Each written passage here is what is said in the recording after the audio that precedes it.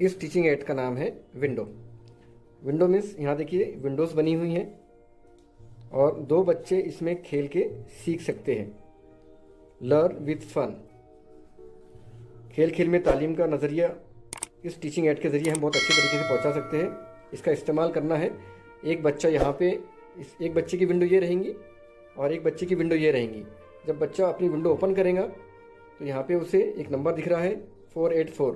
ये किसका मकब है या किसका मुरब्बा है या किसका जज़ुल मुरब्बा है, आपको यहाँ से वो बच्चा ढूंढ के बताएगा।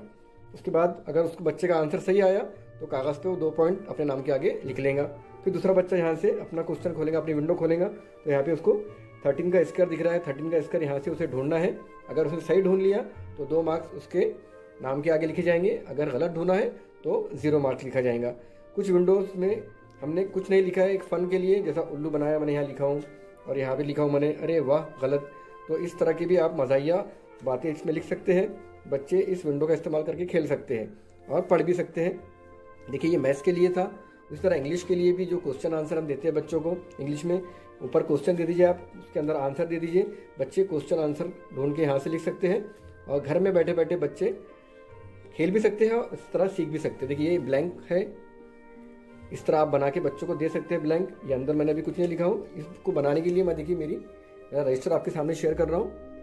आप इसे चाहे तो स्क्रीनशॉट ले लीजिए या पॉज करके देख लीजिए। ये विंडो है, किस तरह बनाई है, इस तरह बनाना है हमें। यहाँ पे बच्चों के नाम लिखना है और उन्हें कट्स करना है। कट्स करने के लिए कुछ इंस्ट्रक्शन यहाँ दिए गए हैं, कितनी आप यहाँ से कितना शेल्फ रखेंगे और कितना कट करेंगे। यहाँ पे कटिंग का एरिया दिया गया है और उसे यहाँ पे आपको 2 फोल्डर के बीच में चिपका देना है। देखिए बैक साइड से कुछ भी नहीं है, इसके पूरा प्लेन है बैक साइड से। और फ्रंट में यहाँ पे इस तरह विंडो बनाए गए हैं और बैक साइड में लिखने के लिए यहाँ जगह भी रखी गई है ताकि हम यहाँ अंदर क्वेश्चन लिख सके। इसे कहते हैं विंडो। देखिए आपके सामने ये इसका तरीका है बनाने का।